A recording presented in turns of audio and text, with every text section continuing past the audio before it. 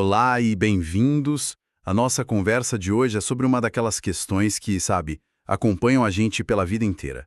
Nós somos realmente livres? Como é que as nossas escolhas, desde as menores do dia a dia até as grandes decisões, de fato constroem o nosso futuro? Para explorar isso, a gente vai mergulhar fundo em uma fonte, o livro Caminhos, o Livre-Arbítrio, de Aloísio Fontes. A obra analisa o tema pela ótica da doutrina espírita, o que traz uma visão bem particular sobre justiça, responsabilidade e, claro, evolução. Nosso objetivo aqui é extrair as ideias centrais sobre como essa liberdade se conecta com a lei de causa e efeito, com a reencarnação e, principalmente, com a nossa consciência. E olha, o ponto de partida do livro já é, assim, muito provocador. Ele não aborda o livre-arbítrio como uma carta branca para a gente fazer o que bem entende. Não é uma liberdade absoluta. De jeito nenhum. É um dom divino, sim, mas que vem com uma responsabilidade, assim, enorme. Tem uma frase no livro que amarra toda a discussão e que vai ser o nosso fio condutor hoje. É a seguinte: embora sejamos livres para decidir, não estamos livres das consequências. Só essa ideia já muda todo o jogo do que a gente costuma pensar sobre ser livre, né? Muda completamente. Vamos então começar a desembrulhar isso. A primeira grande ideia que o livro traz é que o livre-arbítrio é muito mais do que só escolher entre o certo e o errado. A perspectiva ali é que se trata da nossa responsabilidade de se alinhar ou não a uma lei universal. Ele usa uma analogia que eu achei assim fantástica. A vida é como o rio. O rio é livre para correr, para fluir, mas ele corre dentro de um leito que a natureza já desenhou, sabe? Ou seja, as nossas escolhas acontecem dentro de certos limites. A ideia de que não existe acaso. Certo? Para o autor, o que a gente normalmente chama de sorte ou de azar, na verdade são os resultados lógicos de escolhas feitas antes. A correnteza do nosso rio, sabe, foi direcionada pelo curso que a gente mesmo escolheu dar para ela no passado. Não é um destino imposto, mas um caminho que foi construído. E é aí que o papo sobre as consequências fica realmente sério. Fica sério. Porque se não existe o acaso, então tudo tem uma origem. Mas como o livro explica a dor, o sofrimento? Porque essa é sempre a parte mais difícil de conciliar com a ideia de um universo que é justo, né? Sim, e a abordagem dele é bem direta nisso. A dor não é um castigo, não é uma punição de um Deus que ficou ofendido. Nos casos, uma reparação. É como a gente encostar a mão numa panela quente. A dor não é uma punição, é um mecanismo da vida para te ensinar a não fazer de novo. É um alerta. Um alerta. A lei de causa e efeito funcionaria assim. O espírito colhe exatamente aquilo que planta. Se as ações geram desequilíbrio, a dor aparece como um sinalizador, um convite para o reajuste. Se geram harmonia, o resultado é a paz. Eu entendo a lógica, mas, na prática, isso não pode soar um pouco frio. Dizer para alguém que está sofrendo que aquela dor é educativa é uma pílula bem difícil de engolir no meio de uma crise. Sem dúvida, e o livro reconhece essa dificuldade, sim. Por isso ele reforça que nunca é uma sentença eterna, não é um fim em si mesmo. Certo. Ele é só o eco de uma decisão, não o ponto final da viagem. E o mais importante, o livre-arbítrio continua funcionando o tempo todo. A causa pode estar lá no passado, mas a forma como a gente reage à consequência agora é uma nova escolha. E essa nova escolha vai gerar novos efeitos. Exatamente. A liberdade está em como a gente decide lidar com a dor, com revolta, o que só gera mais dor, ou com aprendizado, que pode, enfim, iniciar um ciclo de cura. Ok. Isso me leva para outra questão que o livro aborda e que sempre gera debate. Se a gente é tão livre assim, por que certas situações na vida parecem inevitáveis? Sabe, certas doenças, perdas ou até nascer numa família específica. Parece que algumas cartas do baralho já vêm marcadas. Como o livro concilia o livre-arbítrio com essas fatalidades aparentes? Essa é a hora que a obra puxa o conceito de reencarnação como uma peça-chave desse quebra-cabeça. A perspectiva é que a nossa vida atual não é o começo de tudo. É só um capítulo de um livro bem maior. Muitas dessas situações que parecem inevitáveis seriam, na verdade, provas, desafios que o próprio espírito escolheu passar antes de reencarnar. Como se fosse um... Um tipo de curso intensivo para desenvolver uma virtude ou para reparar um erro antigo. Certo. Mas essa ideia de que nós mesmos escolhemos nossas dificuldades, isso não pode soar um pouco determinista? Se a escolha já foi feita antes de eu nascer, onde fica o meu livre-arbítrio agora? No meio do furacão, a sensação é que eu estou só cumprindo um roteiro pré-escrito? É uma ótima pergunta. E a resposta que o livro dá é bem sutil, na verdade. A escolha prévia não foi sobre cada detalhe do que ia acontecer. Foi sobre o tema da lição a ser aprendida. Ah, entendi. Por exemplo, o espírito pode escolher uma vida com desafios financeiros para aprender o desapego. Mas como ele vai lidar com a falta de dinheiro a cada dia, com honestidade, com desespero, com criatividade, isso é puro livre-arbítrio do presente. O palco foi escolhido, mas a atuação é improvisada. Perfeito. E para ajudar a gente a focar na peça atual, a obra fala do véu do esquecimento como um ato de misericórdia. Esquecer as vidas passadas permite que a gente recomece sem aquele peso esmagador de culpas e de ressentimentos antigos. E essa ideia de roteiros antigos também se aplica aos nossos relacionamentos, certo? O livro fala bastante sobre laços de família. Sim, e essa é uma das partes mais, impactantes. A visão da obra é que os vínculos familiares raramente são por acaso. A família é descrita como um núcleo de reajuste. Um núcleo de reajuste. Isso, um lugar onde muitas vezes se reúnem antigos afetos e desafetos. A ideia é que a convivência forçada do dia a dia é um ambiente perfeito para aprender o perdão e transformar desavenças antigas em amor. Nossa, essa ideia é poderosa e um pouco assustadora também. Quer dizer que, segundo o livro, aquele conflito familiar que parece sem solução, que se arrasta por gerações, pode ser, na verdade, um roteiro antigo que a gente está repetindo? Isso muda tudo sobre o perdão. Muda completamente. Ele deixa de ser só uma opção e vira quase uma necessidade para quebrar o ciclo. Exatamente essa é a proposta. O perdão se torna a chave para a nossa própria liberdade, para a gente não precisar repetir a mesma lição de novo e de novo.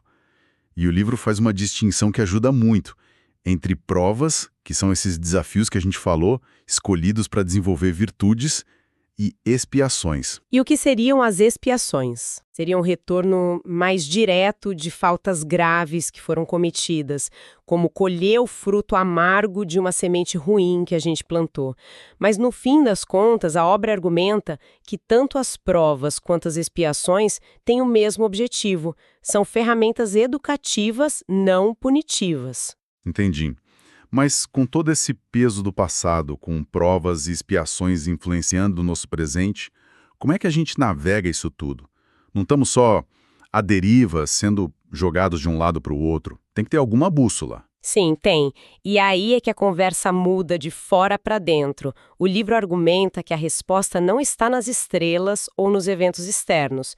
Está dentro de nós. Ele dedica um capítulo inteiro para a ideia de que a lei de Deus está escrita na consciência. A consciência é descrita como a voz de Deus em nós. A voz de Deus em nós. Isso quer dizer que, lá no fundo, a gente sempre sabe o que é o certo a fazer. A proposta é que sim. Em um nível bem profundo, a nossa consciência sempre aponta para o caminho do equilíbrio, do bem. O grande problema, segundo o autor, é que a gente vive num mundo interno muito barulhento. Muito barulhento. É uma boa forma de colocar. O orgulho grita, o egoísmo exige, o medo sussurra. E no meio desse ruído todo, a voz mansa da consciência acaba sendo abafada. O livro é bem enfático nisso. O verdadeiro progresso espiritual não se mede pelo conhecimento que a gente acumula, mas pela distância entre o que a nossa consciência diz e o que a gente de fato faz. E como o livre-arbítrio se encaixa nisso tudo? Ele pode ser usado tanto para seguir a consciência quanto para ignorá-la, imagino eu. Exatamente. E essa é a encruzilhada diária que todo mundo enfrenta. O livro argumenta que o livre-arbítrio usado sem a guia da consciência é perigoso. É como ter um carro superpotente sem saber dirigir. O potencial de dar problema é enorme. Gigante. Já o livre-arbítrio, que é guiado pela consciência, se torna um poder equilibrado, uma força para a construção. É por isso que, para o autor, A maturidade espiritual pode ser resumida numa frase: é saber querer o que é certo. Não é só fazer o certo por obrigação, mas desejar fazer o certo. E isso me parece totalmente conectado com o conceito de reforma íntima, que a obra também menciona. Não é só sobre as nossas ações, mas sobre o que está por trás delas. Perfeito. A reforma íntima é o coração da mudança. Não adianta nada mudar o comportamento por fora, ser uma pessoa aparentemente correta, se por dentro as intenções continuam egoístas ou maldosas.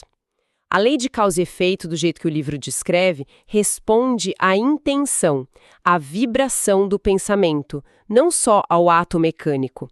A mudança de verdade, aquela que gera consequências positivas e duradouras, começa no silêncio da nossa mente, na escolha da intenção por trás de cada ato. Isso nos leva de volta a uma metáfora central do livro, que é a do semeador.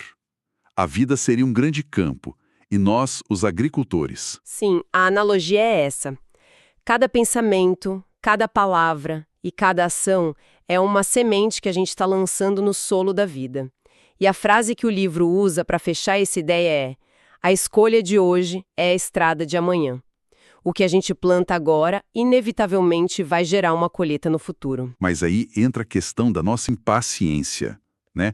A gente vive num mundo de feedback instantâneo. Sim, de gratificação imediata. Exato. Como lidar com essa lei espiritual que, segundo o livro, não tem a nossa pressa? Isso não é o que mais gera angústia nas pessoas. A sensação de que a justiça tarda ou que nem chega. Com certeza. Essa é uma das maiores provas para a nossa fé, para a nossa paciência. O livro destaca que o tempo da lei espiritual não é o nosso tempo do relógio. A colheita pode vir nesta vida ou em outras. A exigência é confiar no processo. Confiar. E ele adiciona uma camada de profundidade nisso que é crucial. Quem semeia o bem já esperando uma recompensa, um reconhecimento, um muito obrigado, não está de fato plantando uma virtude, está plantando uma expectativa. E a expectativa é semente de frustração. A verdadeira virtude, segundo a obra, está no ato de semear o bem pelo próprio bem. É encontrar alegria na semeadura e não só na espera pela colheita. Então, se a gente juntar todas essas peças, qual é o retrato final da liberdade que o livro Caminhos nos oferece? A síntese que a obra nos entrega é que a verdadeira liberdade não é algo externo, não depende das circunstâncias ou do que os outros permitem que a gente faça. É uma conquista interior. Uma conquista interior. Exato. É a liberdade que a gente conquista sobre os nossos próprios vícios, medos, impulsos. Ser livre, no sentido mais profundo que o livro propõe, é ser senhor de si mesmo. E esse domínio só acontece quando a nossa consciência, aquela voz interior, finalmente assume o governo das nossas escolhas. E é interessante que, nessa visão, atos como o perdão, a caridade, o serviço ao próximo, que às vezes são vistos como submissão ou fraqueza, são, na verdade, a maior expressão de liberdade. Exatamente, porque só quem já se libertou, pelo menos um pouco, da tirania do próprio egoísmo, consegue servir e amar de verdade sem esperar nada em troca. O ato de doação genuína seria, portanto, o atestado final de uma alma que se tornou verdadeiramente livre. É um paradoxo, né? A gente se torna mais livre quando se dedica mais ao outro. Certo. Então, para amarrar a nossa conversa, os grandes pontos que a gente extraiu da obra de Aloysio Fontes são: primeiro, somos os arquitetos do nosso destino através do livre-arbítrio, mas sempre dentro de leis universais. Segundo, a vida responde às nossas escolhas pela lei de causa e efeito, que não busca punir, mas educar. Terceiro, a reencarnação é apresentada como uma série de oportunidades para aprender e reparar rotas. E, por fim, a nossa consciência é a bússola, a voz divina que nos guia se a gente se dispuser a fazer silêncio para ouvi-la. É isso. E a mensagem final que fica é que a liberdade genuína não é a capacidade de fazer o que se quer, mas a conquista da paz de espírito. Uma paz que só nasce quando a gente consegue, com esforço e constância, alinhar as nossas escolhas com aquilo que a nossa consciência aponta como certo. Isso não acontece num grande evento, sabe? É uma construção diária, feita de milhares de pequenas e silenciosas decisões. E essa ideia nos deixa com uma reflexão final muito prática, inspirada diretamente pela obra. O livro nos lembra que cada pensamento é uma semente e cada escolha é um passo que constrói o caminho. Se a nossa jornada espiritual é definida não por grandes saltos, mas pela constância das nossas decisões diárias, que pequena semente de paz, paciência ou perdão podemos escolher plantar conscientemente no dia de hoje?